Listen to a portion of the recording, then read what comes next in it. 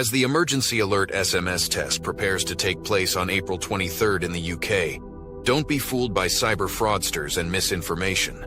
The text message from the UK government will ask for no action and provide a link to the official website, gov.uk/alerts. To protect yourself from scammers. Don't provide any personal information or download any apps and report suspicious texts to 7726. Though the message will come with a loud alarm, those in domestic violence situations can turn off alerts. Take action now to stay safe during the test and avoid misinformation.